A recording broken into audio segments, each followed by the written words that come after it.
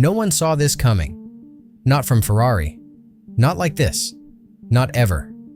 They said it would never happen. Ferrari would never sell out. Never compromise. Never build anything slower than a supercar or larger than a garage. And yet, here it is. A motorhome. But not just any motorhome. A matte silver, carbon fiber, V12-powered monument to madness on 8 low-profile tires. It looks like it was sketched on the back of a fighter jet and then built by someone with no regard for reality. And somehow, Ferrari made it anyway. The windshield wraps around like a pilot's visor. The headlights, thin, glowing streaks, blend into the body like they were laser cut from the shell. The roofline is jet black, broken only by turbine vents and solar-charged air intakes. Flush door handles, digital side mirrors, retractable steps. Everything disappears into the body. And then there's that name, in bold gold lettering, Ferrari. This is the 2026 Ferrari Motorhome. It is brutal. It is beautiful. And it is absolutely undeniably real. The profile is aerodynamic, sleek but muscular. The massive side inlets feed air to an engine no motorhome should ever have. The tires? 8 of them. Ultra-low profile performance wheels with yellow Ferrari trim. They're not just wheels. They're a warning.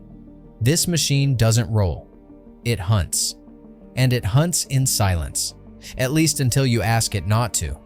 Step inside, and the story only gets more insane. The cockpit feels like a supercar command center. Ferrari's F1-inspired steering wheel sits in front of a 360-degree digital HUD that changes based on driving mode. Touch surfaces replace traditional buttons. The engine start sequence triggers a full cabin animation, sound, light, and motion, like launching a spacecraft. Every surface is wrapped in Alcantara or carbon fiber, stitched by hand in Maranello. Above you, the ceiling glows red, a soft halo of ambient lighting designed to echo the taillights of a Ferrari Roma. The cockpit alone feels like a $500,000 art installation. And that's just the front. The cabin unfolds like a private jet lounge. Reclining GT leather chairs with massage, heat, and cooling. Carbon fiber coffee tables. A hidden OLED display rises from the floor. Voice-activated storage. Smart lighting. Temperature zones that track your movement. And yes, it has a fireplace. A real one. In a Ferrari. The kitchen is minimalist but rich.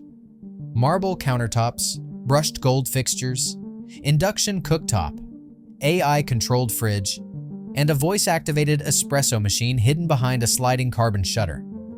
Even the faucet has Ferrari branding. The bedroom? It's not just a place to sleep. It's a cinematic retreat.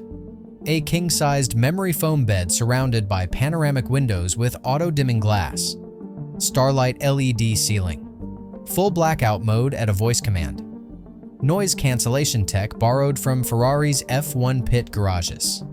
This isn't an RV, it's a rolling penthouse. One that outruns most sports cars. Because somehow, this is still a Ferrari. Underneath the sculpted armor, it hides a LaFerrari-derived V12 hybrid. Paired with electric torque assist, this beast makes 1,200 horsepower. It launches from 0 to 60 in under 5 seconds. Think about that. A luxury motorhome, capable of embarrassing a Porsche. It shouldn't be possible. And yet, here it is. 4-wheel steering, active aero, magnetic suspension.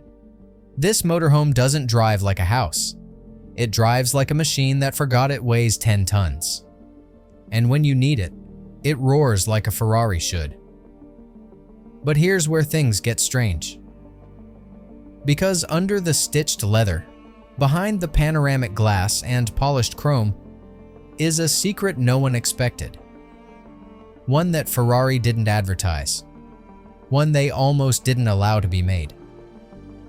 You see, the Ferrari motorhome was never meant to exist. Internally, the project was codenamed Cavallino Nero, the Black Horse. It started not as a vehicle, but as a dare. A senior executive jokingly asked Ferrari's design team, "If Lamborghini can build an SUV, what's stopping us?" They laughed, sketched something ridiculous, then built a clay model, then a prototype, just for fun. Then something strange happened. Ferrari's ultra-elite clients, the ones with private islands, F40s in temperature-controlled vaults, they saw it, and they wanted it. Not just one, not a demo. They wanted it built, delivered, customized, immediately. These weren't just buyers. They were collectors, power brokers, old money royalty. And for them, a LaFerrari wasn't rare enough anymore. They didn't want speed. They wanted presence. And that's the real story here. In 2026, speed is easy. Anyone with money can go fast. But this is different. This is Ferrari building a vehicle meant to stop, to park, to stay. It's not about motion anymore. It's about dominion. A vehicle that says, "I could race you. I just don't need to." Starting price, $3.8 million. But once you start customizing, it'll pass $5 million like a sneeze. Gold-plated dashboard? Done. Stitched initials in the seatbacks? Of course. Voice-controlled wine cabinet? Already standard. And here's the irony. The full circle moment. For decades, Ferrari said it would never build an SUV. They swore to keep their bloodline pure. Then they built the Purosangue. Now, they've built a 5-ton hypercar mansion. But this isn't a betrayal. It's an evolution. Ferrari didn't just give in to the market, they rewrote it. Because when you live inside your Ferrari, you're not chasing status anymore. You've become it. And in a world obsessed with going faster, sometimes the boldest thing you can do is stop. Because in the end, this isn't just about Ferrari. It's about what happens when legacy meets desire. When a brand built on speed learns that stillness can be just as powerful.